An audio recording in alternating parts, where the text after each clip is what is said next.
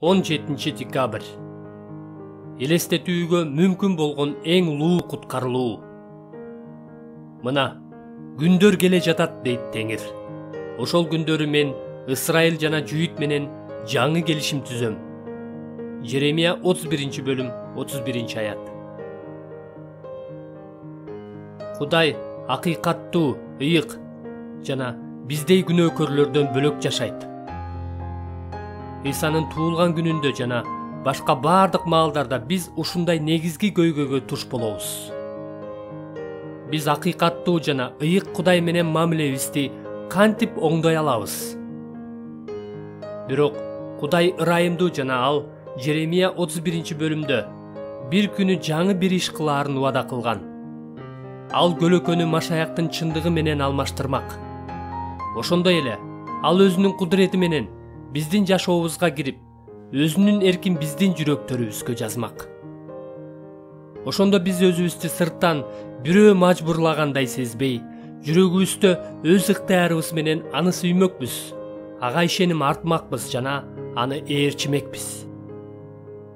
Ошондо мүмкүн болгон эң улуу куткаруу иши ишке ашмак. Себеби ошондо Кудай бизге ааламдагы эң чоң чындыкты сунуш кылмак жана ошол чындыкты тааныганга бизге ичибизден түрткү бермек. Биз андан ырахат алып, тоолук эркиндик эмне экенин билип, эң чоң ырахатка бөлөнмөкпүз. Ошол белек Исанын туулган күнүндөгү ырларыбызга арзымак. Кудайдын жаңы келишими өзүнө дал ушундай убаданы камтыйт. Бирок ортодо чоң тоскоолдук бар. Ал биздин күнөөбүз. Биз өз мыйзамсыздыктарыбыздын айынан Кудайдан бөлүнүп калганбыз. Анда ыйык жана акыйкаттуу Кудай канткенде биздей күнөөкөрлөргө ушунчалык чоң ырайым кылып, ааламдагы эң чоң чындыкты бере алат жана бизди эң чоң кубанычка бөлөй алат. Жооп мындай: Кудай биздин күнөөлөрүбүздү өз уулунун мойнуна жүктөдү жана ошол жерде аларды соттоду. Натыйжада ал бизди күнөөкөр деп эсептебей, өз акыйкаттыгына жана ыйыктыгына каршы иш кылбай, бизге ырайым кыла турган болуп калды. Еврейлер 9 бөлүм 28 аятта көптөрдүн күнөөлөрүн өз мойнуна алыш үчүн Машаяк өзүн бир ирет курмандыкка берди деп айтылат. Машаяк өлгөндө биздин күнөөлөрүбүздү өз денесине алды. 1 Петр 2 бөлүм 24 аят.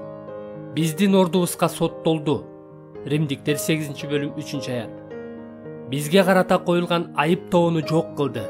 Римдиктер 8 бөлүм 1 аят. Демек, эми биз күнөөлөрүбүздөн арылдык.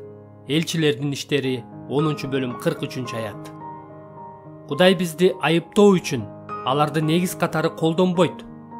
Ушундай мааниде ал күнөөлөрүбүздү эстебейт. Жеремия 31 бөлүм 34 аят. Машаяк өз өлүмү менен аларды жок кылды. Демек, эми Кудай өз акыйкаттыгы менен биздин жашообузда өзүнүн жаңы келишиминдеги сөз менен сүрөттөп бере алгыс улуу убадаларды берекелүү түрдө ишке ашыра алат. Бизге ааламдагы эң улуу чындык болгон Машаякты берип, бизди кубанычка бөлөй алат.